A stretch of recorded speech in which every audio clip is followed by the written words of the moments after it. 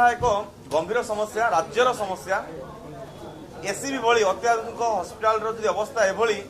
तो ग्रामांचल जो हस्पिटाल गुड़ा अच्छी अवस्था किभली नथिबो चिंता करंतु जेतेबेले गृह रे बारंबार अभियोग करा जाउची बारंबार दाबी दिया जाउची राज्य सरकार संपूर्ण भाव में सही पड़ते से निजर अपारगता को स्वीकार करूना तेणु निहाती भाव में आम दाबी करुचु जो पर्यंत जो 13 जन निरीह रोगी जो मृत्युवरण कर न्याय मिलना एवं स्वास्थ्य मंत्री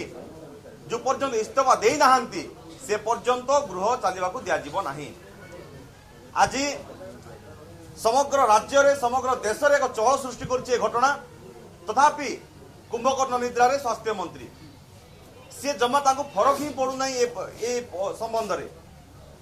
जितेबाला साधारण लोक चिकित्सा होगापी डाक्तरखाना जाऊँगी पुणी डाक्तरखाना समग्र मृत्यु होती जदि विभाग दायी रोचे जदि मंत्री दायी रोचे कहीं कार्यानुष्ठान निना तेणु बारंबार जो सरकार को दाबी करुचु सरकार ए परिप्रेक्षी जमार गुरुत्व देना आम अनुरोध करुचु आर ठोस पदक्षेप नि जाऊ तलस्तर कर्मचारी को कार्यानुष्ठान नहीं किसी लाभ ना